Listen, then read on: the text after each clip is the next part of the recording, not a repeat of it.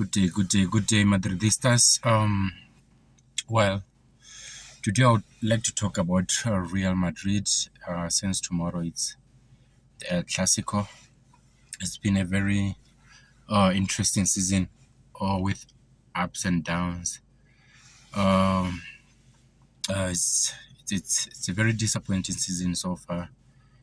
A club as big as ours, Real Madrid, can't go a season without at least a cup, and this is one of the best clubs historically, with 15 Champions League and um, a lot of La Liga triumphs. Yeah, and today, let me just say, this week has been very interesting because there have been fights. First of all, last month it was Carreras and Rudiger.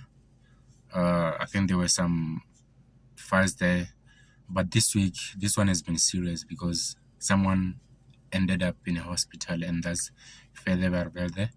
And I think they are trying to defend it, and they say no one, like, maybe there was no any blow from anyone. It was just maybe a scuffle, and Valverde fell on the table and ended up being in hospital. So let me just look back at just the chronology of key events for this season. There was the Club World Cup exit. We were knocked by PSG, and just after that, Carlo Ancelotti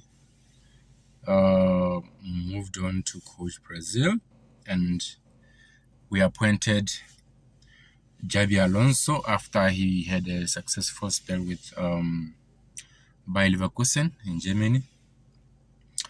There were major squad overhaul as well, as we signed Trent, Dean, and Alvaro Carreras to bolster our defense. Because when you look at us, most of our defense, like let me say, people like Ferland Mendy and Alaba, they're always injured. So I think the move was justified. And then there was also the departure of Luka Modric. He went to AC Milan. And then let's look at the Mbappe, Vinicius, Bellingham puzzle. Alonso's primary challenge was balancing the big three, these guys, and he introduced the 4-3-3. I think one mistake he made was he focused more on Mbappe. Remember, there's also Vinicius who for the past two Champions League that we won, he was a main man. He was a main man, and Alonso shifted that attention to kind of make Kylian Mbappe the main man. I think this is where the problems started. And there were early draws against Elche and Girona. And this saw us trailing Barcelona, which is coached by Hansi Flick. Yeah. The team found more success in the Champions League phase, including a 4-3 thriller against Olympiacos and a 6-1 demolition of Monaco. The unbalanced narrative, despite Mbappe's high scoring rate, reaching 24 league goals by May, critics pointed to a lack of collective commitment in defense, a sentiment echoed by Alonso during a mid-season slump. Yeah, the defense won. This season has been crazy with injuries, man. Here, I don't really blame the coach. I mean, everyone in the defense have been injured, and we have tried Asensio because he makes a lot of mistakes. Remember the mistakes he made against PSG in the Club World Cup. So he came in, the whole defense was gone, man. Militao, Alaba, Mendy especially, injured the whole season. Winter crisis and managerial shock.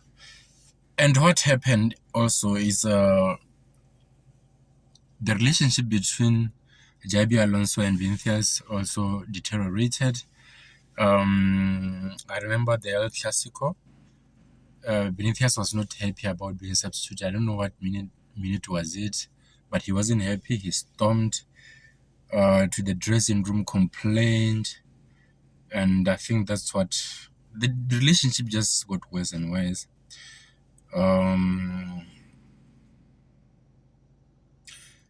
So, and just before that, there was also the Super Copa heartbreak. Madrid reached the final of the Super Copa de España in Saudi Arabia, but lost 3-2 to Barcelona on January 11th. Managerial change in a shocking move on January 12th, 2026. It wasn't shocking for me because there were a lot of talks. Javi Alonso left his post only 6 months into his tenure. Alvaro Arbeloa was promoted from within to lead the team for the remainder of the season. Yeah, for me, Arbeloa, of course, he's inexperienced, but I like how he kind of reinstated the Vinicius trust, because let's face it, Vinicius is one of our best players right now. Like, there are few players like him. The guy is a menace to defense, so it's very important to have him in a good state of mind. So just days after the coaching change, Madrid was knocked out of the Copa del Rey in round 16 by Albacete. This one wasn't a good result at all. I remember, I think it was midweek or something, and there were player changes, if my memory serves me well, and we were knocked out. This was a low blow, man. Being knocked out by Albacete, I think it's La Liga high promotion team. That was bad. Spring run and European heartbreak, February to April 2020. Champions League quarterfinal. Madrid successfully navigated a tough tie against Manchester City in round of 16, winning 5-1 on aggregate, but fell to Bayern in the quarterfinals. I think in the Champions League, Arbeloa did well, but we were beaten by Bayern because of Camavinga. Remember that Camavinga incident? Oh my God. That was bad from Camavinga, man. I still remember that. I was so depressed after that game. The guy came on. The game was poised for extra time and probably penalties. And the guy got the first yellow. Camavinga has this thing of just being hard, man. All the time he just has to get the ball no matter how. But then he got a yellow card. But then the second yellow again, you have a yellow card and you're trying to refuse with the ball and all that. So he got a red card, and after that, Bayern were on us. Olise was flying, man. It was amazing. And the beat us. Courtois Lunin debate. Courtois got injured. And Lunin was the goalkeeper. The Courtois Lunin debate. Andrew Lunin struggled for consistency, failing to keep a clean sheet in 9 consecutive starts, leading to increased calls for the return of the injured Thibaut Courtois. Yeah, it's one of those, but the guy has done his best whenever he's called Lunin. But of course, he's not a Courtois. Alexander-Arnold integration. While Trent became the established first choice right back, his defensive lapses, notably against Michael Olise in the Bayern tie, became a major talking point for the Madrid media. Trent, man. I know we bought him, but everyone, I think the whole world knew or knows how Trent can defend. Remember the Real Madrid-Liverpool final? I knew when we bought him that, no, this guy, when it comes to defend, of course he's good technique. The guy can cross the ball. is so good with crossing the ball. But defensively, man, I think we need someone else, man, not Trent.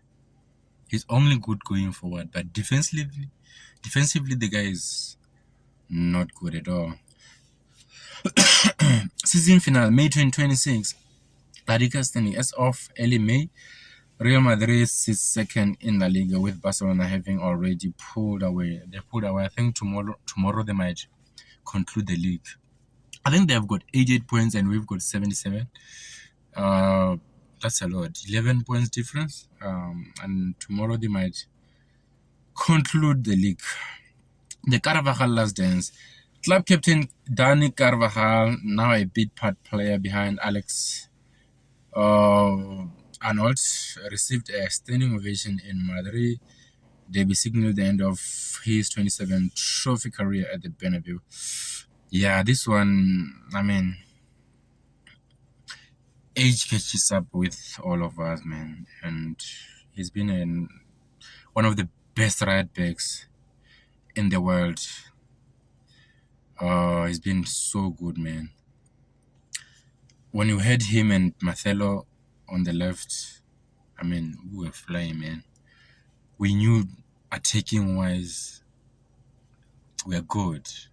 Marcelo will bomb that left-hand side and Carvajal on the right-hand side. And I still remember his cross when Ronaldo scored that bicycle kick against Juventus.